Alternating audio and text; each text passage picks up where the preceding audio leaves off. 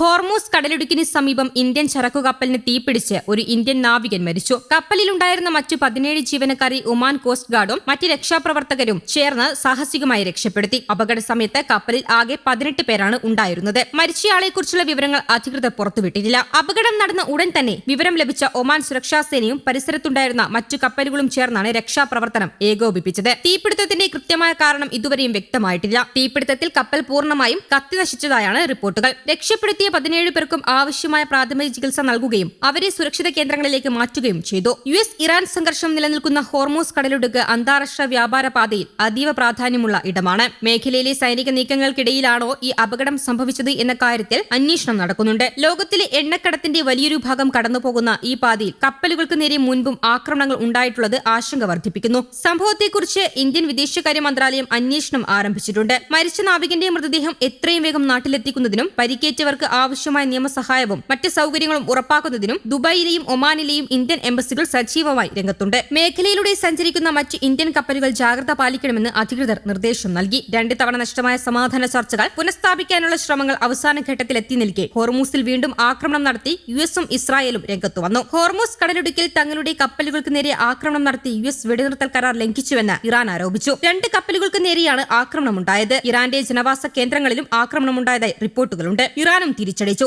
ഇറാന്റെ മിസൈലുകൾ പ്രതിരോധിച്ചതായി US സൈനിക വൃത്തങ്ങളും അറിയിച്ചു. ഹോർമൂസിൽ പരസ്പരം വിട്ടുവീഴ്ച ചെയ്ത ഇരുപക്ഷവും കഴിഞ്ഞ ദിവസങ്ങളിൽ ചർച്ചയ്ക്ക് സന്നദ്ധത അറിയിച്ചിരുന്നു. ഇരുകൂട്ടരും നേരിട്ടുള്ള ചർച്ചകൾ നടക്കുന്നുണ്ടെന്നും റിപ്പോർട്ടുകളുണ്ടായിരുന്നു. ഇതിനിടെയാണ് വീണ്ടും ആക്രമണ സംഭവങ്ങൾ റിപ്പോർട്ട് ചെയ്തിരിക്കുന്നത്.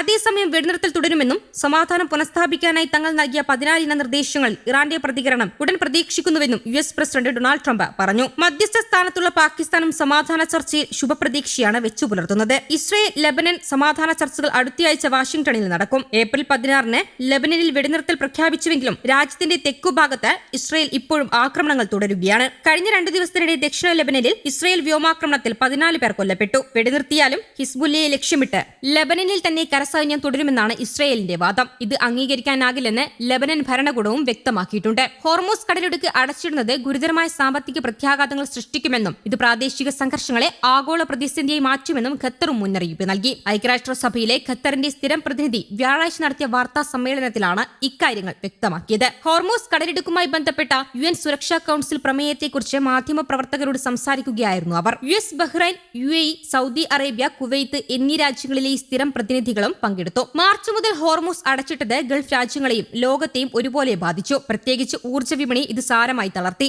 ആഗോളതലത്തിൽ എണ്ണ LNG വ്യാപാരത്തിന്റെ ഏകദേശം 20% തടസ്സപ്പെട്ടു. വിതരണ ശൃംഖലകൾ തകരാറിലാകുകയും ഏകദേശം 20,000-ലധികം നാവികർ കടലിൽ കുടുങ്ങിക്കിടക്കുകയാണെന്നും അവർ വിശദീകരിച്ചു. നിലവിലെ സാഹചര്യം ആഗോള ഊർജ്ജ സുരക്ഷയ്ക്കും സാമ്പത്തിക സ്ഥിരതയ്ക്കും മാത്രമല്ല ജീവിത സാഹചര്യങ്ങളെ മോശമാക്കുകയും അന്താരാഷ്ട്ര സമാധാനത്തിനും സുരക്ഷയ്ക്കും ഭീഷണിയാകുകയും ചെയ്യുന്നു. അന്താരാഷ്ട്ര സമുദ്ര നിയമങ്ങൾക്കും UN സുരക്ഷാ കൌൺസിൽ തീരുമാനങ്ങൾക്കും അനുസൃതമായി സമുദ്ര സഞ്ചാരം ഉറപ്പാക്കണം. അത് ലോകരാഷ്ട്രങ്ങളുടെ ഉത്തരവാദിത്വമാണ്. സമുദ്രപാതകൾ സംരക്ഷിക്കുന്നതിനും സഞ്ചാര സ്വാതന്ത്ര്യം ഉറപ്പാക്കുന്നതിനുമുള്ള പ്രമേയത്തിന് അംഗരാജ്യങ്ങളുടെ പിന്തുണയും അവർ അഭ്യർത്ഥിക്കുന്നുണ്ട്. News desk Kerala Kaumudi.